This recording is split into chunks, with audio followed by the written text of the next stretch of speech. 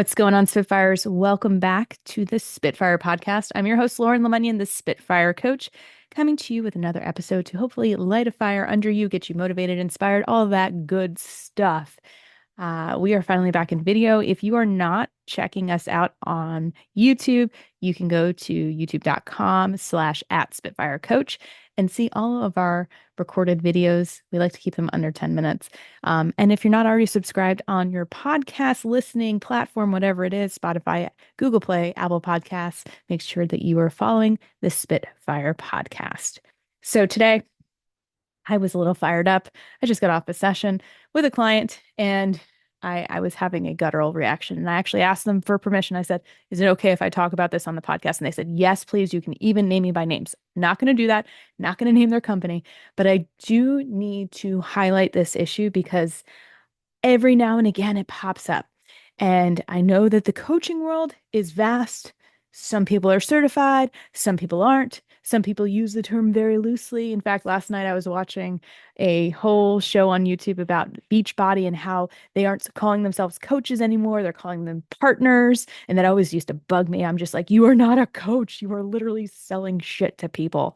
But if, in fact, it looks like MLMs are going away, which makes me very excited because honestly, selling someone else's product does not make you a business owner. And having people pay into it is extremely exploitative. And I've been anti-MLMs for a long time. So please stop hitting me up in my Facebook Messenger. Actually, my friends at GriefCat have a great song. I should probably link it about how you have longtime friends that reach out and say, "Hey, girl, what's going on? I've got a great opportunity for you." So hopefully all that stops because it sounds like the federal government is getting rid of MLMs. Amazing. That is not what today's show is about. No, in fact, today's show is about coaches not doing the coacherly thing. There are tons of people who can claim to be a coach.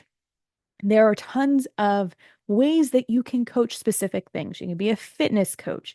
You can be an acting coach. You can be a public speaking coach. You can be a weight loss coach. But to be an executive coach, an ICF accredited coach, means that you have gone through a certain level of education from an accredited school from the International Coaching Federation. It means that you have gone through a certain number of hours, you have submitted recordings, you have learned core coaching skills, you've passed an exam, and you agree, this is the big one, to a code of ethics. And this code of ethics creates clear boundaries for coaches, for clients. It makes it a safe environment. It gives you kind of a playbook, a rule of the land.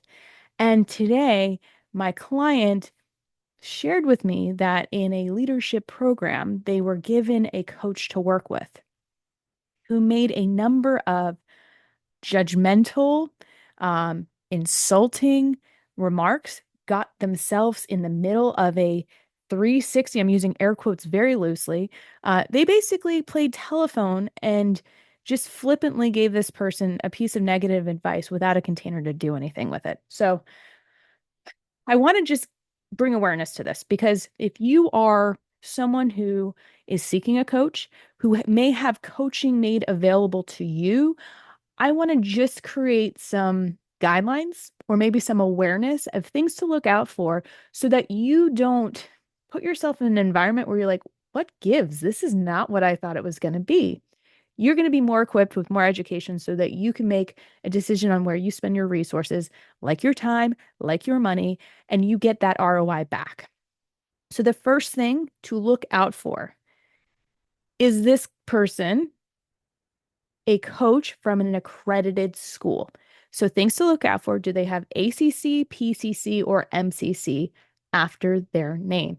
ACC stands for Associate Certified Coach. It means that they have achieved at least 100 certified hours working with clients.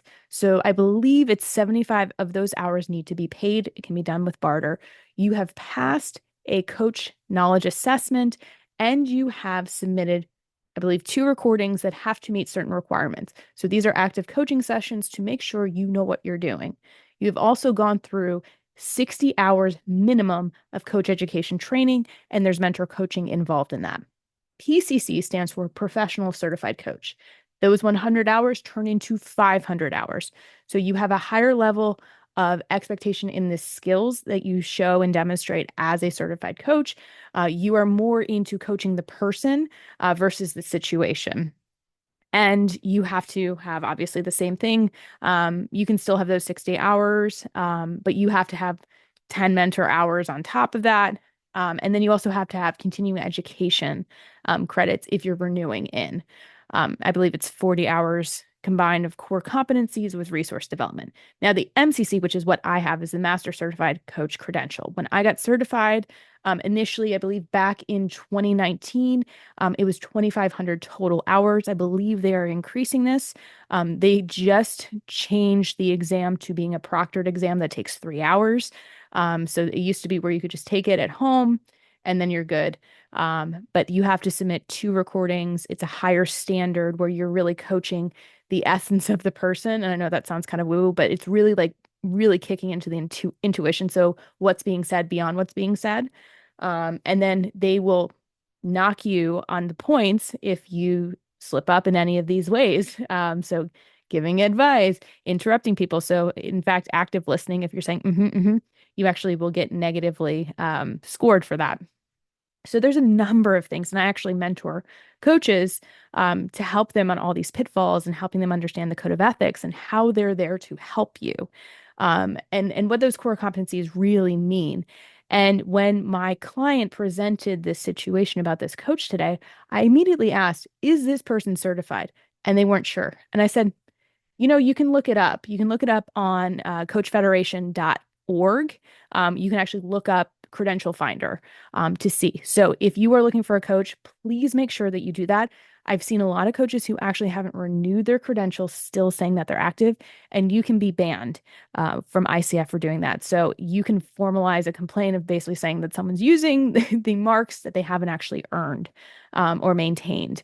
So first things first, make sure they're accredited, and then look at expertise. So a lot of times people have, where they've worked, what they've done. And I've seen a lot of people become executive coaches because they've been executives.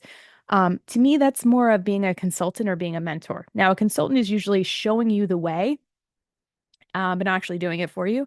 And a mentor is telling you about their experience, but not necessarily allowing you to come up with those solutions.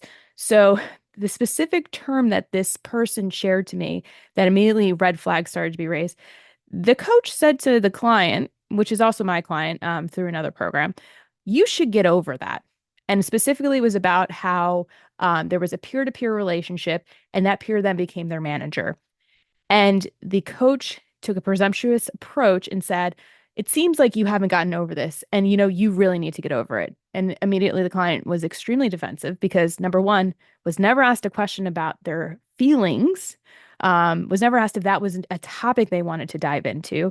And then to be told you quote unquote should just get over it is extremely combative. It's judgmental and it's none of your damn business. So red flag there. The word that kept coming up is should. So let me just highlight this. As a coach, as an ICF accredited coach, that word should never come out of your mouth. And I just used it because I'm being an explainer in this mode. I'm an educator in this mode. If you are using the word should with your client, you are directing them. And that is not your job as a coach. The client should be leading at all times. Your job as a coach is to hold space, is to be curious, is to reflect back, is to engage them in a way that leads them to the goal. In fact, core competency 3 is about setting the client's agenda. It's always about that. It is not about the coach's agenda. And everything that my client was saying about this interaction with this coach made me believe that it was all about the coach and their agenda.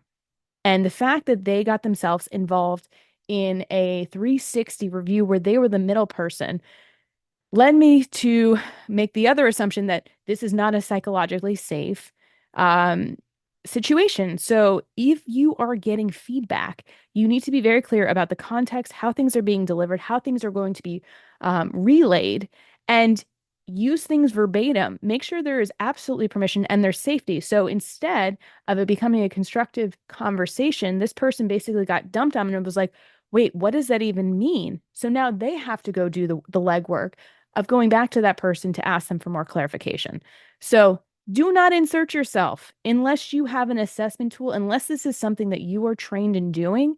Do not involve yourself in the go-between. And I don't know enough about this leadership program, but it sounds real messy and not a fan, not okay with it.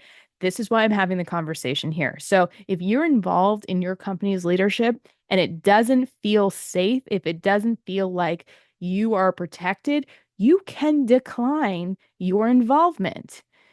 HR tries to do this stuff all the time. You can ask questions. Okay, how is this information going to be distributed? What's going in my record?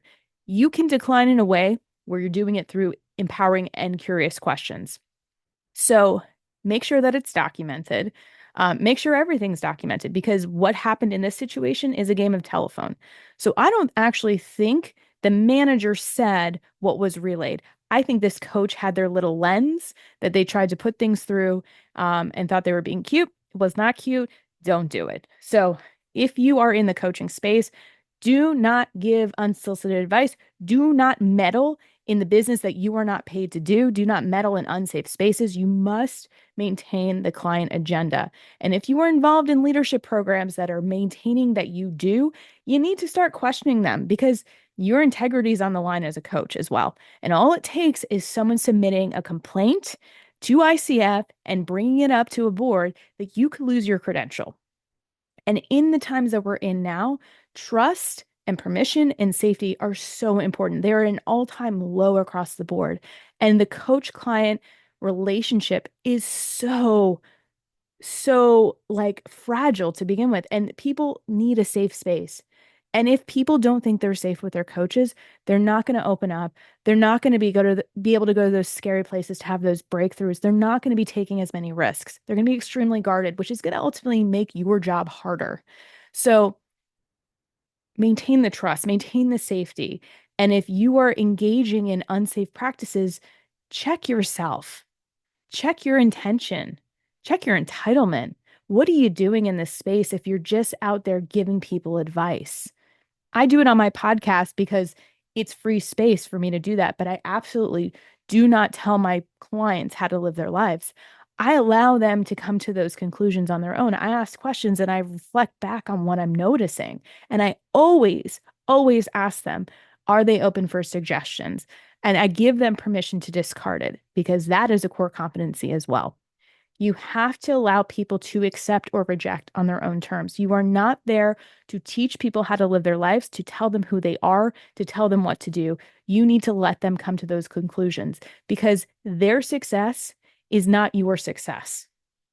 And that was a huge lesson for me to learn as a coach. I used to feel good when my clients had these major breakthroughs. But you know what? At the same point, I felt like garbage when they weren't having those breakthroughs. And here's the thing. Someone might have an immediate light bulb and then do nothing about it. Or someone might have a light bulb 5, 10 years down the line and you hear from them and it's great, but it's not you as the coach. You might have created the space, but the client did the work. The client took the risk. The client put themselves out there. So stop making it about you. It is not about you. We need to remove the ego from the coaching space. And I think this is the problem with the social media glitz and glamour of having personal branding related to coaching, because it shouldn't be about you. It should be about the transformation that you are enabling the coachee to have. And you should be taking a back seat to facilitate that. So I will get off my soapbox. I'm going to take a deep breath. I'm going to have some water. I feel like I just got this off my chest. I hope it was helpful, but please do your research. If you are looking to become a coach, if you're looking for a coach, make sure that these people are certified. And if something doesn't feel right, I highly encourage you to check out the Code of Ethics because you are well within your rights if you feel like there's a violation to submit something. I have known many sketchy coaches who have been able to get by with things, and I don't want people like that in my industry, honestly. I don't want to be associated with people who are slimy. It's not how I do things. It's not how I want to be associated. It's not how I want my industry to go. So hold standards. If it doesn't feel right, ask questions. Do your research. Look at who your friends are working with, who they really enjoy. Watch people's videos, listen to their podcasts, get a feel for what they stand for, because you'll be able to hear very quickly in their voice if they're legit or if they're just kind of gimmicky. You also see what kind of people they have on their show, if they're kind of snake oil salesmen, things like that. Um, so do your research, trust your gut. And if something doesn't feel right, push back. Have boundaries. Just say time out. I don't think you're allowed to say this to me. I don't think you're allowed to give me advice as my coach. And if they say, yeah, I am, like, ask them where they're certified, where they went to school. It's not an insultive action in my book. I'm just curious. Where did you go and get certified as a coach? Because there's a lot of people out there that really have no business because they haven't gone through the process of really checking their own internal shit. And it gets projected everywhere. They do this whole like spewing shoulda, coulda, wouldas from when they were back in corporate America. And it's just messy. So trust yourself, do your research, push back. And if you are a coach, please, please, please make sure you are certified. Make sure that you really understand the code of ethics and the core competencies. And if you need a refresher, head over to my website. I always do group coaching courses, even if I only have two people. It's a horrible business model, but I would rather equip people and lose money with the amount of time I'm spending on it to make sure that people know how to operate safely and that they're doing no harm and they're actually helping people. So you can head on over to spitfirecoach.com, click on services, and there's some information about mentor coaching. So hope this was helpful. Again, I'm going to go take a breath and get off my soapbox. If you have any questions about this, of like, Lauren, what the heck were you talking about? You were very ranty. Feel free to reach out, Lauren at spitfirecoach.com. And we'll see you next time.